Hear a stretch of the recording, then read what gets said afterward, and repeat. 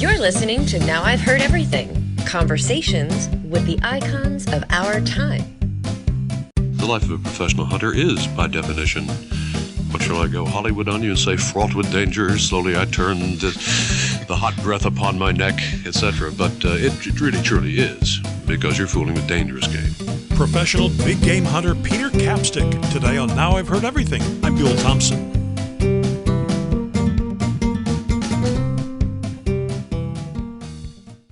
Peter Capstick had a very promising career as a stockbroker on Wall Street in the 1960s, but it turns out that that wasn't his passion. Africa was, and specifically big game hunting in Africa. Capstick became a professional hunter, and he led safaris and then later wrote articles and books about it. Often drawing comparisons to Ernest Hemingway, Capstick built a reputation for himself as a hunter and a guide, and hunters today will recognize his name on the .470 Capstick rifle cartridge. I met him in 1987 when he was on a tour to promote his book called Peter Capstick's Africa. In just a moment, our conversation. This is one of the more than 10,000 interviews that noted radio personality Bill Thompson did over a 30-year span. Sit back and relax, unless you're driving, in which case, keep your eyes on the road. So here now from 1987, Peter Capstick. I write escape reading, and if you really want to look at the product you're selling objectively, I try to take the poor chap that's stuck behind a desk, or perhaps maybe has a little time between programs as you do, and try and take him out of that and bring him into the Africa that I have known and loved so dearly for so many years, over 20 now, and give him, I don't like the word vicarious, but unfortunately it fits, give him not a cheap thrill, but a real thrill of what it's like to be in Africa, big game hunting and life in the bush in general. A number of generations ago, men who were real men dreamed of going to Africa and coming back with a trophy they could mount over the mantle. But do men of the 1980s who work in three-piece suits at IBM, do they dream of going to Africa and hunting?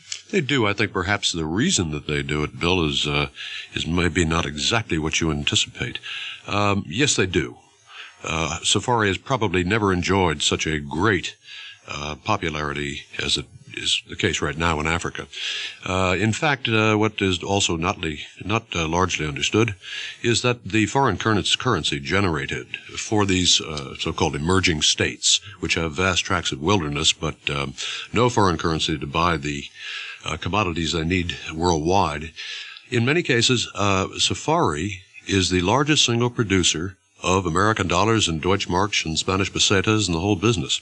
So it is an integrally important part to the economy of the so-called emerging Africa. You make an important point in your book that there's a difference between safari, between hunting, getting down there with the dangerous game, and just shooting them at an unfair advantage. I do. I feel very strongly about this. This is why I've devoted my life to one degree or another, whether in print or on foot, to the hunting of dangerous game. I think one of the unfortunate things, which tends to be overemphasized by people who don't understand hunting or are actively anti-hunting, is the fact that, like anything else, you can do it right and you can do it wrong. You can do it honestly or you can do it dishonestly. I don't think they also understand the fact that we have 20 million people just in the United States that buy hunting licenses. It is a legitimate sport sanctioned by the federal and state governments. It has been proven to be a probably the most positive form of control in terms of conservation that exists. I am a hunter. I have talked for 20 years to people who don't like hunting, and as far as I'm concerned, they may keep their views and I'll keep mine because it's gone around so long. I'm tired. I don't think hunting needs a defense when it has an infrastructure that large. There's something, though, beyond just hunting that draws you to Africa, is there not? Oh, heavens, yes.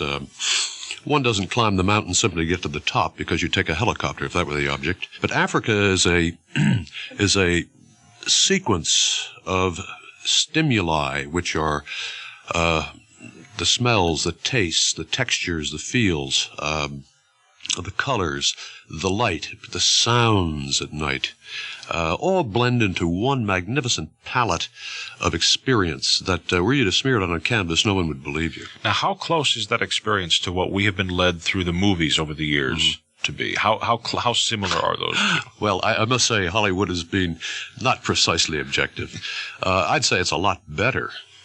Oh, much, much better, because you at least have the as we say, privacy, Walt, but the privacy of your own arrangements.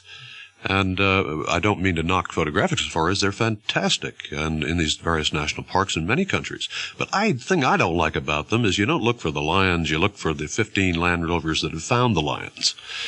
And this gets a little bit too much like kissing your sister. There are some gorgeous photographs in your book. I mean, just absolutely stunning pictures, as well as the pictures that will make us vicariously, if you will, shudder a little bit at some of the sights we see. The lion that you shot, that you describe in your first chapter. Who very nearly took us out. Very, very nearly. That book was an extremely dangerous book to write. I was almost killed 7 times. Twice in light aircraft over practically uncharted territory. Once with a complete motor quit after we'd had to start the engine with a link up to a Land Rover. And then it quit, and thank heavens, somehow it restarted in midair, or I'd still be walking out if I'd survived the crash. Another one I won't even get into. We had an extremely dangerous situation with a wounded lion. We had an absolutely suicidal thing with a wounded leopard at night in 20-foot grass. If I had done this book as a novel, I don't think a publisher would have touched it. They would have said, this guy's a wacko. Nothing like this could happen. But it did happen, and it's in that book, Capstick's Africa. There's a very distinct parallel between yourself and the gentleman who's just in before you, William Toohey, the correspondent who's covered wars and dodged bullets all over the world. Both of you willingly, indeed sometimes eagerly, put yourself in situations that many of us would say, well, that's fine, I'll just sit here at home and look at the pictures. You know, I think it was Sir Alfred Pease, who, in fact, I've reprinted the Book of the Lion, which was done about 1913. And I think he may have summed the whole thing up when he said, without fear, there is no bravery. Now, I think he certainly had a point there. Who's the brave man? Who's the, who's the coward? This type of thing.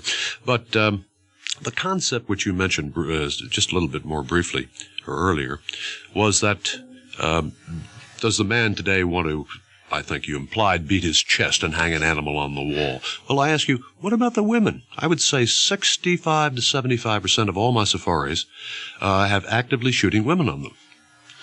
So I don't think they have a male identity crisis, and it doesn't do much for that argument. You had so many frightening experiences, though.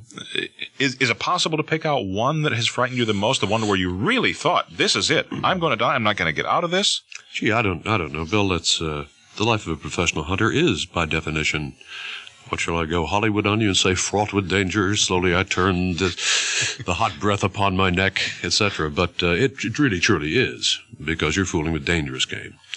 Under their conditions and on their turf, as I think the term goes.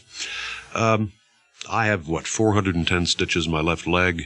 Most of the tendons in my left foot are wired up with silver wire, thanks to both the jaguar and the leopard. I have 7 broken vertebrae from buffalo. Well, actually 5 from buffalo, 2 from another accident. I've had concussions. I can't name the number of lacerations, that type of thing. But it's not for second-year Boy Scouts. People listening to us right now, they pick up your book, they read it, they think, hey, this is great. I got to go on one of these. Who is it for? Who should not go? Who should go? Oh, I think I possibly overstated that. I meant as a professional. Now, the professional's job is to keep the client absolutely safe. That is the first responsibility if he wants to keep earning a living and hold his professional license, and also probably stay alive.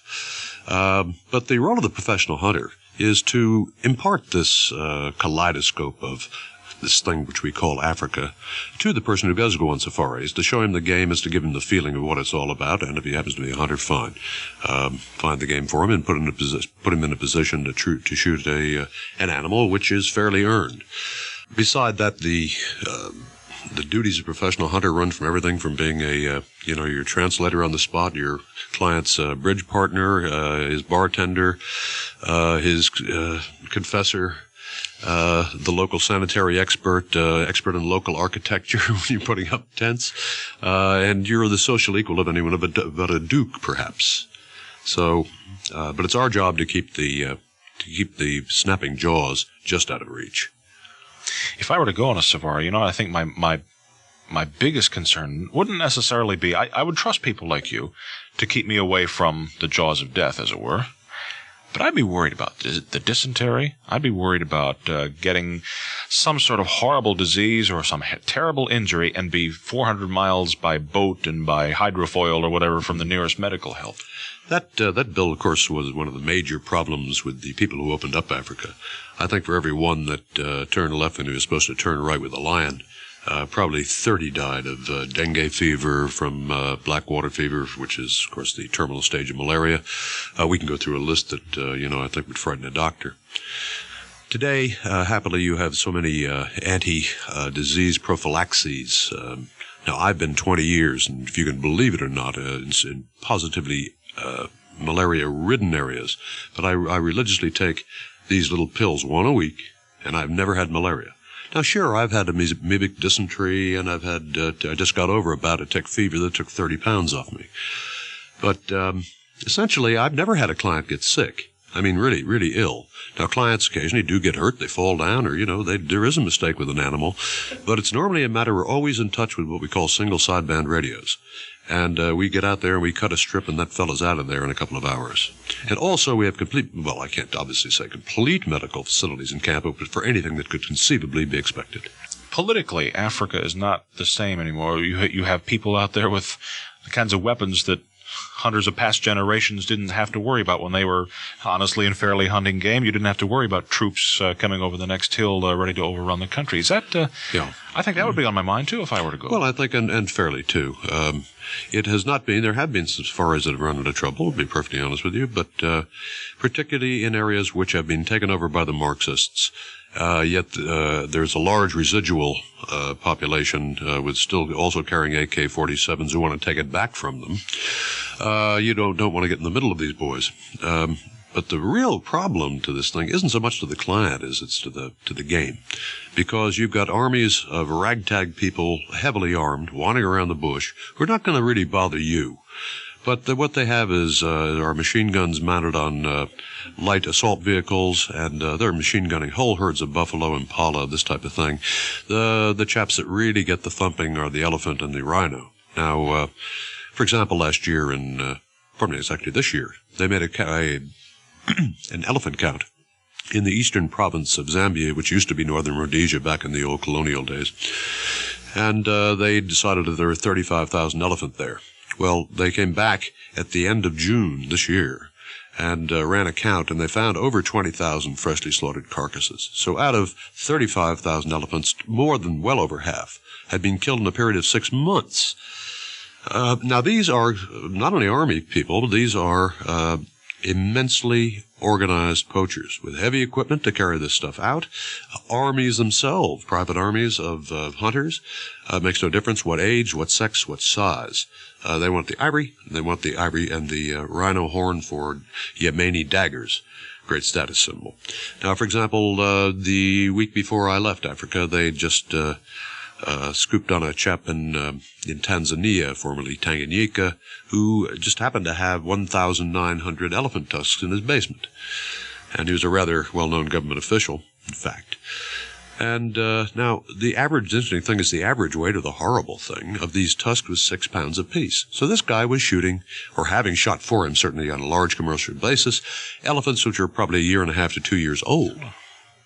That really starts to get you frightened. I wanted to ask you about the thing that's wearing on your wrist. Yeah, it's an elephant hair bracelet. It's tied with 4 sliding knots. I make them myself. I'm one of the only non-indigenous people I know that can make one. Here, I'll toss it over to you. And the tail of a bull elephant is composed of a series of long hairs, which are immensely thick, probably twice as thick as a bass guitar string. And I was going to say, it looks like doorbell wire. Yes, doesn't it? But it's an ancient amulet. It's a variety of beliefs in it, but I just believe it keeps the elephants out of the studio. As you can see, it's pretty effective. Peter Capstick died in 1996 in South Africa. He was 56. Now you can get your copy of Peter Capstick's Afirca by Peter Capstick by tapping the link in our show notes, by clicking on the link below if you're listening to this on YouTube, or by going to our website, heardeverything.com. We may earn an Amazon commission if you make a purchase. While you're at heardeverything.com, don't miss my 2007 interview with the widow of Steve Irwin, Terry Irwin. He didn't look at an animal and say, that could rip my head off, or, gee, that's the most venomous snake on earth. He appreciated and admired its beauty and its adaptability and just genuinely loved it, and I never saw him scared of anything. And my 1986 conversation with actress Tippi Hedren, who maintains a very different kind of relationship with wild game. I don't ever look at those cats without thinking how magnificent they are. You know, there is a great deal more to the big cat than being the ferocious animal that we have all been led to believe. And of course, we post new episodes of Now I've Heard Everything every Monday, Wednesday, and Friday, and you can find us everywhere you listen to podcasts. And thank you so much for listening. Next time on Now I've Heard Everything, as the World Series is just about to get underway, let's revisit my 1991 interview with one of the heroes of Yankees of yesteryear, the great Hall of Famer Mickey Mantle. The only pressure I remember out of that year was that going into August, the middle of August, I was ahead of Babe Ruth's record. And I'm thinking, maybe I can hit 61 home runs, you know? That's next time on Now I've Heard Everything. I'm Bill Thompson.